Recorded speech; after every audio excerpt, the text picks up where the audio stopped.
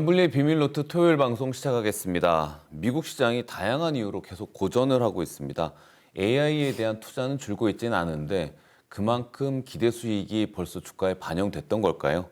안전자산 위주로 자금이 많이 이동하는 모습인데요. 염승환 이사님과 함께 일주일 정리해 보도록 하겠습니다. 이사님 안녕하세요. 네, 안녕하세요. 자, 금주에 어떤 이슈가 있었고 증시 흐름 어땠는지 한번 점검해 주시죠. 코스피는 정말 뭐 미국과 상관없이 다른 세상. 다른 세상입니다. 지금 달리고 있습니다. 5,500도 넘었고 삼성전자가 얼마 전에 15만 전자 넘었을 때도 대단하다 했는데 지금 이제 18만 전자까지. 오늘 금요일 네. 오전 기준으로 18만을 넘었죠. 예. 그래서 뭐 이제 20만 원도 사실 얼마 안 넘어. 여기서 한 10% 오르면 그냥 20만 전자 되는 거니까 정말 파죽지세로 오르고 있고, 반면 이제 미국 증시는 굉장히 부진했습니다. 특히 소프트웨어 기업들의 이제 공포죠. AI가 이제 축복이 아니라 이거 공포 아니냐. 근데 이게 소프트웨어에서 뭐 자산관리 서비스, 운송, 부동산까지 AI가 다 강타하면서 이 미국 증시는 좀 상당히 부진한 그런 모습을 보였고, 경제 지표는 또 약간 혼재돼 있어요. 고용 보고서는 또 잘 나왔는데 12월 소매 판매는 또 안 좋았고, 그래서 여러 가지 지금 혼재된 모습들을 좀 보여주고 있어요. 해석이 좀 쉽지는 않습니다. 그리고 이제 미국 빅테크가 뭐 저번에도 한번 말씀드렸지만 이제 4개 기업이 이제 AI 인프라에 6,500억 달러. 요게 호재가 아니라 좀 악재로 작용하고 있어요. 너무 투자 많이 한다. 과도한 지출이다. 네, 맞습니다. 그래서 미국은 이게 뭔가 해석을 되게 좋은 것도 다 나쁘게 해석하려는 지금 약간 그런 모습이거든요. 그래서 미국 증시는 상당히 좀 뭔가 느낌 자체가 그냥 좀 빼고 싶나 보다. 약간 그런 느낌이에요, 사실. 저희 고정 출연하는 그 문홍철 네. 그 DB증권 팀장이 늘 그런 말 하거든요. 큰 형님들이 지금 내리고 싶어 하는 것 네, 같다. 약간 맞습니다. 약간 왜냐하면 좋은 것도 나쁘게 해석을 해버려요. 근데 이제 한국은 또 반대죠. 한국은 굉장히 호재가 지금 굉장히 많고 미국이 안 좋아도 오르고, 또 이번 주에 물론 이제 주 후반에 삼성전자가 치고 가면서 좀 밀리긴 했지만 주 초반에는 백화점이 급등을 했어요. 뭐 호텔, 내수주가 급등하면서 삼성전자만 가는 게 아니라 우리 한국 증시는 되게 이제 고르게 상승하는 뭐 부의 효과가 좀 작용하는 이런 백화점 호텔주들도 상당히 강해서 한국은 어쨌든 전 세계에서 좀 가장 차별화된 강세장의 흐름을 이번 주에도 이어갔던 것 같습니다.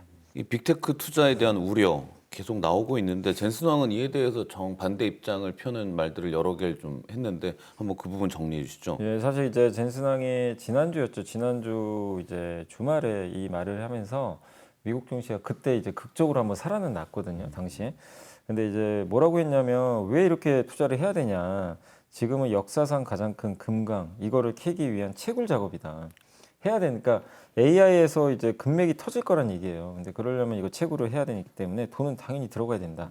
이 얘기를 했고, 과거에는 소프트웨어가 인간이 사용하는 도구였죠. 우리가 엑셀 프로그램 지금 우리가 쓰는데, 이제 요즘에 나오는 클로드 코업 같은 이런 프로그램은 그 이 챗봇이 알아서 써요.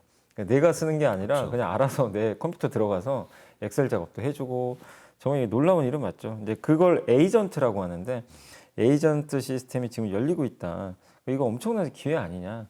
이렇게 얘기를 했고, 근데 이제 챗GPT의 오픈AI에 근데 돈은 버냐. 이런 질문을 했어요. 그랬더니 지금 돈 벌고 있다. 물론 지금 이익 나는 건 아닌데 매출은 많이 늘고 있거든요. 근데 이들이 컴퓨팅 이걸 더 많이 배치를 하게 되면 매출은 4배로 늘어날 거다. 그래서 이 회사들은 지금 약간 그 공급 제약이 있어서 그런 거지 수요는 엄청나게 크다. 예, 그래서 칩이 부족해서 수익을 못 내는 상태다.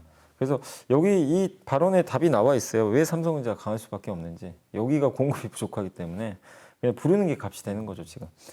올해 하이퍼스케일러들이 이제 빅테크들이 6,600억 달러 쓸 거라고 하는데 놀랍다. 나도 놀랍다고 생각한다. 근데 정당하다. 그거는 당연히 적절하고 지속 가능하고, 지금 많은 회사가 똑같은 지점을 보고 올인하고 있다.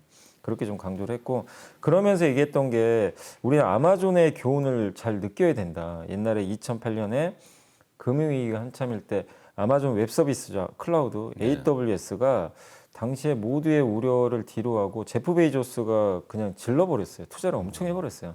이게 우리의 미래다. 투자했는데 지금은 연간 한국 돈으로 거의 40조 이상의 이익을 내는 그런 사업이 돼버렸으니까 그거 봐라. 이렇게 투자해서 당시에 결과물이 나오지 않았냐. 그래서 과잉 투자의 위험보다는 이 거대한 기회를 놓치는 게 더 위험한 것 같다. 그래서 자신의 웬만한 자산, 제 펀드의 순자산, 제 개인 순자산인데 AI 다 걸고 싶다. 레버리지를 써서라도 걸고 싶다. 네. 그래서 이 말이 상당히 이제 투자자한테 울림을 줘서 그날 엔비디아 주가 8% 오른 적도 있어요, 사실. 빅테크가 전부 빠지는데 그날 엔비디아만 막 끝선에서 올라가더라고요. 네. 그래서 참 이런 능력도 대단한 거죠, 사실. 뭐 CEO 능력인데 어쨌든 이 말이 맞냐 안 맞냐를 떠나서 지금 우리가 생각이 될 건 주가 빠지는 것도 물론 좀 이거는 좀 우려는 되긴 하지만 왜 이런 구글이나 마이크로소프트, 오픈 AI 이런 기업들이 정말 이게 어떻게 보면 진짜 우리가 봤을 때는 너무나 과도한 투자 같긴 하거든요. 금액 단위 자체가 다른데 근데 그들은 제가 봤을 때도 생존 게임 하는 것 같아요.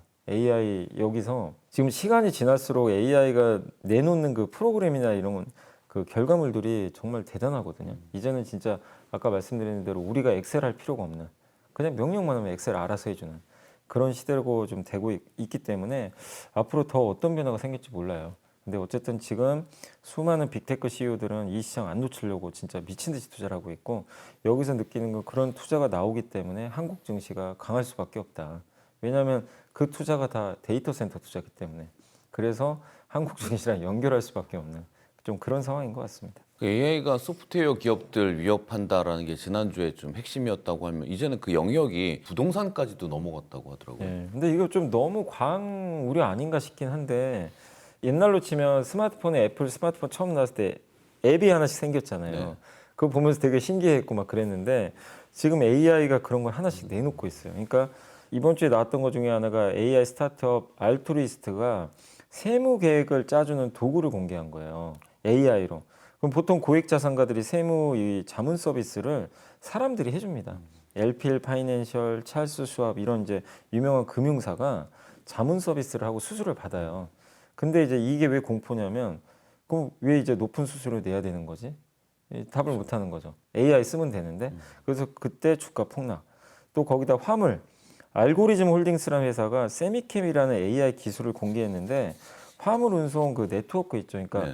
트럭 운전자랑 이제 뭐 화주들이랑 이런 것들을 이제 어디로 운송하고 이런 것들을 다 이 소프트웨어를 통해서 이런 걸 네트워킹을 만들어서 지금 운영을 하고 있는데 그런 걸 해주는 업체들이 뭐 CH 로빈슨 이런 기업들이 실제 해주고 있어요. 뭐 삼자 물류라고도 하는데 근데 이 알고리즘 홀딩스가 만든 거는 그거를 AI가 대신 다 해줄 수가 있다는 거예요. 그러니까 화물 트럭을 AI가 만들 수는 없지만 그걸 중개해주는 그 네트워크는 이제 AI가 중간에서 해주면 이 기업들은 역시 중개업체들이죠. 그러니까 이 수수료를 또 못 받게 되는 거죠. 그래서 어떻게 보면 중간 지점이 날아가 버리는 거예요. 원래는 그 AI의 도움을 받아서 그 삼자 중개 업체들이 성장할 거다라고 예측을 예, 했었던 오히려 거잖아요. 그랬죠. 이걸 활용해서. 근데 그 자체를 자체를 없애버려요. 없애버리니까. 이게 진짜 무시무시한 일이죠. 근데 언젠간 그럴 수도 있죠. 언젠간 그럴 수 있는데 지금은 좀 너무 앞서 나온 것 같긴 한데 이게 경제로 보면은 되게 효율적으로 가는 건 맞아요. 왜냐하면 중간에 유통을 없애버리는 거거든요. 아, 직거래네요. 예, 그럼 소비자는 좋아요, 사실은. 근데 여기가 이제 없어져 버리니까 여기가 타격을 받게 되고 그래서 그런 부분들이 이제 그 중간에 속해 있는 기업들이 지금 애매해지다 보니까 또 하나는 지금 부동산도 이게 임대해주는 업체들을 안 좋다. AI로 사무실 임대 공간 없어질 거다. 이런 또 공포가 있어서 CBRE라는 기업도 뭐 주가가 폭락을 해버렸습니다. 그러니까 부동산 업체들도 지금 안 좋고 반면에 이 AI 기술을 만들어낸 뭐 알고리즘 홀딩스 같은 기업은 하루 만에 주가가 31%나 이렇게 폭등할 정도로 그 완전히 차별화되는 거죠.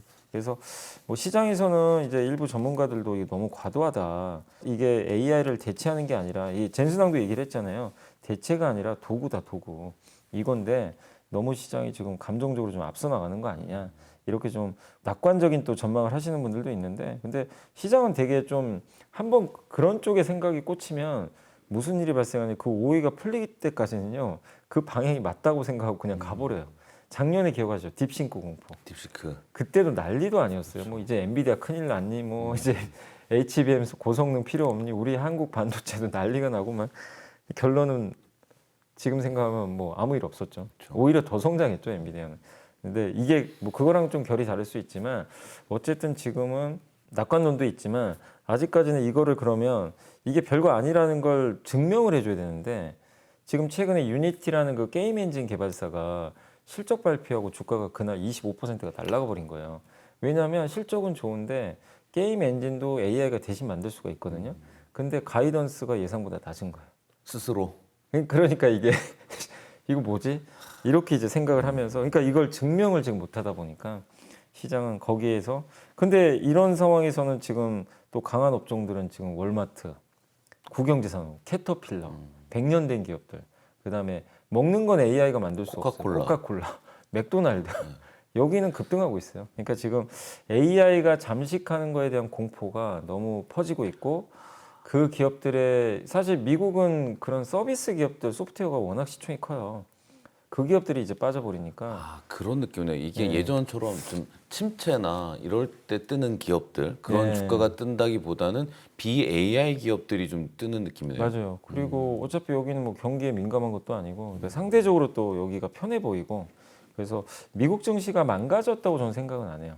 근데 그런 이제 약간의 좀 변곡점에서 시장이 굉장히 좀 이렇게 불편해하는 것들이 이렇게 증시에 나타나고 있다라고 보시면 되겠습니다. 미국 주식 시장이 어지러운 것만큼 지표들도 좀 혼란스러운데 고용은 괜찮게 나왔어요. 예상과 네. 달리. 근데 소매, 판매 이쪽은 좀 나쁘게 나오고. 예, 소매가 되게 안 좋았던 게 예상이 0.4% 증가 예상했는데 0%입니다. 그래서 성장을 못했고 자동차를 제외해도 0%. 그러니까 아예 성장 자체를 좀 못했다라고 보시면 되겠고 특히 홀리데이 시즌이니까 좀 기대를 했는데도 그런 특수도 전혀 없었고 그래서 이게 뭐 여러 이유가 있다고 하더라고요. 여전히 고물가고 물가 좀 높은 상태로 악천후도 좀 있었고 또 AI 때문에 해고 공포. 그러니까 사람들이 그러면 지금 해고를 안 당해도 돈을 좀 안 쓰려고 아껴야죠. 그러죠. 예. 그런 부분 또 신용카드 부채도 많고 여러 가지 복합적인데 명확하게 왜 그런지는 답은 안 나와요, 사실은. 그래서 왜냐하면 11월은 또 괜찮았었거든요. 그러니까 이거 한 달 가지고 아직 평가는 어렵고 한두 달은 더 봐야 추세를 봐야 명확해지고 그다음에 1월 고용은 또 반대로 되게 좋았죠. 예상이 5.5에서 7만 명 정도를 예상을 했는데 비농업 고용이 13만 명 나왔어요. 고용자 수가 급격히 늘었죠. 실업률도 떨어졌어요. 그럼 이것만 보면은 너무 좋은 거 아니냐 이렇게 생각하지만 또 내용 보면 썩 좋은 것도 아닙니다. 왜냐하면 그 수정을 하거든요. 계속해서 이제 기존에 나왔던 고용 데이터를 사람이 직접 가서 설문조사를 하니까 나중에 데이터를 또 수정하더라고요. 근데 2025년 연간 고용이 작년에 나온 데이터를 합치면 58.4만 명이 증가한 거예요. 수정을 했더니 18만 1,000명밖에 안 돼요. 또 40만 명이 날라가 버렸어요. 일자리가. 그러니까 이거 보면은 이게 또 좋다고 할 수도 없는 거고 이번 일자리 증가의 또 대부분이요. 13만 명 중에 12만 4천 명이 헬스케어 일자리가 는 거예요. 여기 중에 이제 주로 그런 저임금 복지 부문의 고용인데 뭐냐면 이제 간병인 같은 경우 이런 분들의 일자리 늘어난 거예요. 그러니까 여기는 또 저임금이거든요. 그러니까 일자리의 질이 썩 좋은 건 아니고 어디가 좋았냐? 여기도 그대로 드러납니다. 왜 AI 때문에 이쪽이 좋은지는 우리가 명확히 알 수 있는 게 제조업 일자리가 1년 만에 처음 늘었는데 어디냐면 데이터 센터 건설. 그죠? 여기가 이 주가 좋을 수밖에 없는 거예요. 여기는 좋았어요, 또 일자리가. 그래서 고용은 물론 강한 건 맞는데 내용을 보면 또 썩 좋은 게 지금 아니거든요. 특정 일자리가 너무 많이 늘었고 아까 헬스케어 같은 거. 그래서 지금 시장은 물론 이제 지표 자체는 좋았으니까 금리나 당시에는 기대감이 후퇴됐지만 고용 지표 발표 후에 지금 하루 지나고 나서는 미국 국채 금리가 떨어져 버렸어요. 우리 지표 좀 올라야 되잖아요. 네. 그 얘기는 내용을 보니까 썩 좋은 게 아니다. 그리고 소매 판매도 별로 좋지 않았고. 그래서 지금 아직까지는 3월까지는 금리 동결 확률이 높지만 이렇게 속 내부 내용들이 좀 안 좋으면 어쨌든 6월에는 금리 인하할 가능성이 높거든요. 그래서 금리 인하 기조 자체에는 큰 문제는 없을 것 같다라고 보시고 어쨌든 연준도 그렇고 시장을 보시는 분들도 미국 경제 지표 보면은 이게 다 꼬여 있어서 뭐 하나로 해석하기는 되게 좀 어려운 그런 상황인 것 같습니다. 구리가 공급 부족이 심화될 거라는 분석이 많은데 최근에 금은 많이 올랐다가 하락폭이 네, 좀 맞아요. 셌어요. 구리 주목해 봐야 될까요? 불이는 계속 좀 중장기로 주목해도 될 것 같고요. 일단은 반도체 같아요. 공급이 좀 이게 늘기가 되게 어렵고요. 왜냐하면 구리광산이 작년에 2개도 막 그 사고가 나가지고 근데 이제 구리는 이제 기본적으로 공급을 왜 늘릴 수가 없냐면 기존에 있는 광산 그럼 더 캐면 되는 거 아니냐. 기존 광산들의 구리 그 광석을 캐도요 품위라는 게 있대요. 그래서 품위가 100이면 좋은 건데 품위가 50도 안 되는 게 너무 많대요. 아, 품질 같은 거겠네요, 예. 그러면. 그러니까 그걸 캐도 100이 안 되니까 공급이 늘기 어렵죠. 100이면 그대로 그냥 갖다 쓰면 되잖아요. 근데 그게 아닌 거고 두 번째는 지금 공급이 부족하면 광산 개발하면 되죠. 광산 개발하는데 최소 10년 걸려요. 거기 인허가부터 그 보통 일이 아닙니다. 거기에 뭐 그리고 이 보통 그런 데 많잖아요. 남미 쪽이 많으니까 그런데 또 이권 다툼도 좀 있을 거고 그러니까 되게 복잡한 것 같더라고요. 그래서 광산 개발에서 지금 부족한데 지어봐. 그러니까 여기서 왜 소프트웨어 기업과 국영제가 왜 주가가 차이가 나냐면 소프트웨어는 AI가 지금 코딩해서 1분 만에 복제하면 돼요. 그럼 뭐죠? 무한 증식하니까 희소성이 떨어져요. 구리는 제가 10년 걸린다 그랬잖아요. 구리는 부족한데 구리 개발은 10년. 그러니까 희소성이 높아지는 거예요. 공급이 안 돼요. 쇼티지라고 저희가 늘 맞아요. 표현하는 게 어디에서 발생하는지를 네. 흐름을 잘 보면 네. 주가가 올라가는 곳들이 맞아요. 나오네요. 그래서 반도체가 센 거고 구리하면 전선주거든요. 전선은 구리값 오르면 그대로 가격을 전가시켜요. 그래서 요새 전선주가 급등하고 있어요, 실제. 그래서 요 구조 수요가 좋은 건 다 아실 거예요. 왜냐하면 데이터 센터에 구리가 엄청 들어가거든요.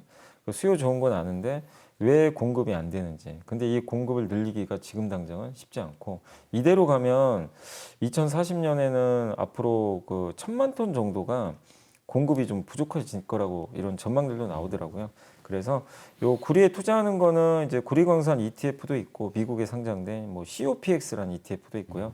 그다음에 미국의 그 채굴 기업들 프리포트 맥모란, BHP. 국내에는 역시 그 전선주 LS, 대한전선, 일진전기, 구리 가공하는 풍산 이런 기업들이 이제 밸류체인이 있다라고 보시면 되겠습니다. HBM4 얘기를 해봐야 되는데 마이크론도 만들었다고 얘기를 하고 앞으로 삼성전자와 SK 하이닉스의 경쟁 관계는 어떻게 전망을 할 수 있을까요?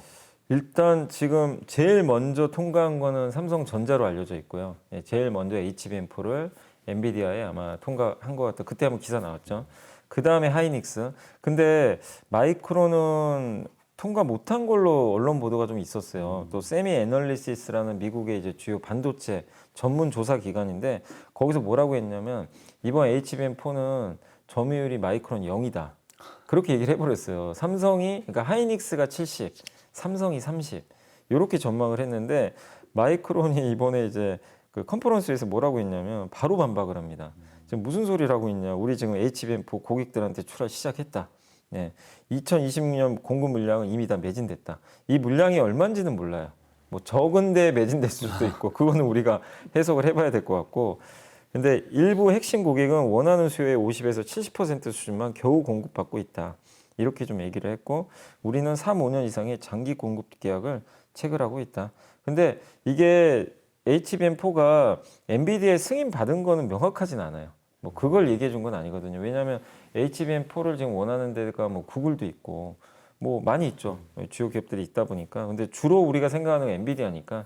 근데 마이크론의 이야기에 의하면 일부 물량을 아마 엔비디아에 좀 들어가기로 합의가 된 거 아닌가. 이 사람의 말에 의하면 그렇게 보고 있고. 그래서 시장에서 나온 얘기는 이렇게 만약에 마이크론이 들어갔다면 하이닉스가 50으로 좀 떨어지고 그 비중이 네. 예, 삼성이 25, 마이크론 25 이렇게 들어가지 않겠냐 이렇게 하는데 아직은 알 수가 없어요. 근데 이런 마이크론의 얘기가 나온 다음 날 그럼 이러면 삼성한테 별로 안 좋은 거 아닌가 이럴 수 있는데 그날 삼성전자 주가 7% 날라가 버린 거예요.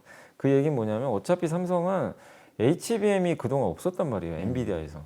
근데 마이크론이 들어와도 25% 정도 간다면 뭐 나쁠 게 없거든요, 사실은. 근데 하이닉스가 조금 이게 파이가 좀 줄어들다 보니까 상대적으로 하이닉스가 좀 약합니다, 주가가.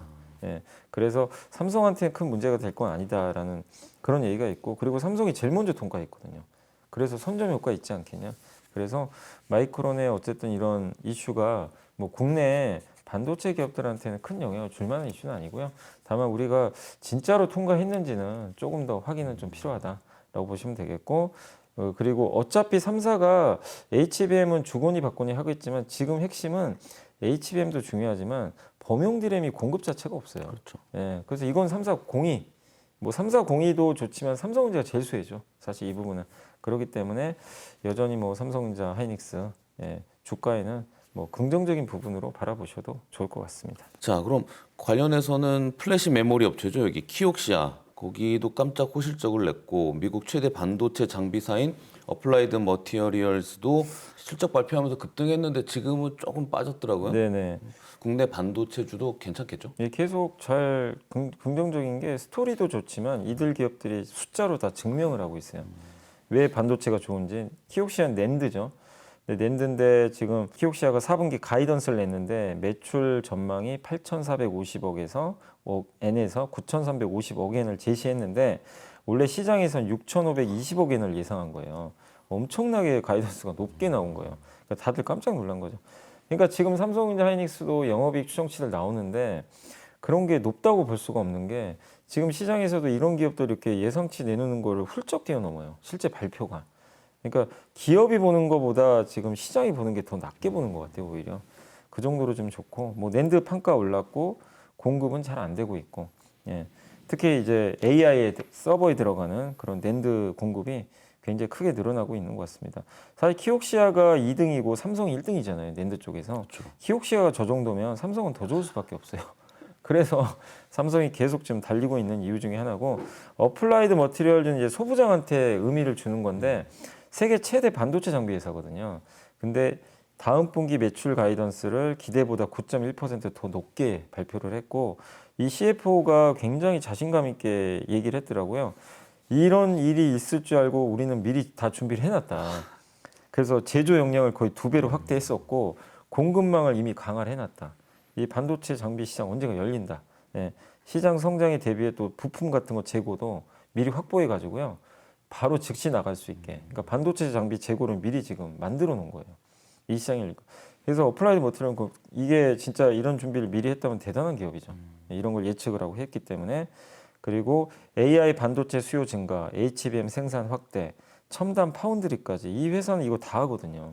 그러다 보니까 세계 1등 기업 중에 하나인데 이 회사가 이렇게 수주도 잘 되고 실적이 좋다는 건 반도체 자본 지출, 그러니까 설비 투자 회복 사이클이 시작된 거 아니냐, 이런 또 증거거든요. 이거는 우리나라 소부장한테도 되게 시사하는 바가 크겠죠. 그래서 반도체 그 낸드 쪽, 장비 쪽까지 보면 우리가 주가가 오른 게 좀 부담이지 뭐 다른 거는 나쁘게 볼 게 지금 없는 그런 상황인 것 같습니다. 이번 주 외국인, 기관, 개인들 매수 종목하고 상승한 업종 정리해 보겠습니다. 자, 먼저 이번 주 외국인들이 많이 매수한 주식 10개 종목을 살펴보겠습니다.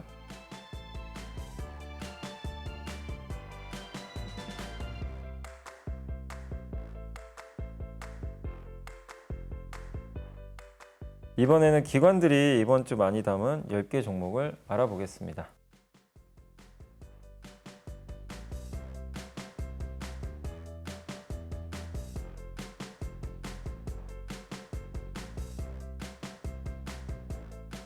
이번에는 개인들이 이번 주에 가장 많이 산 주식 10개 종목을 살펴보겠습니다.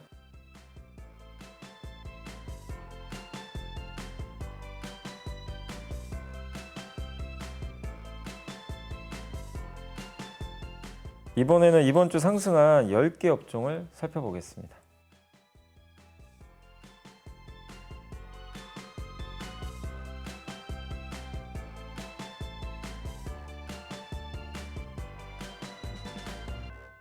자, 이번 주에 주목할 업종은 어딜까요? 이번 주에는 사실 주 중간까지는 어쨌든 이제 못 올랐던 기업들이 많이 올랐어요. 대표적인 게 백화점, 그다음에 호텔 같은 기업들이죠. 카지노까지.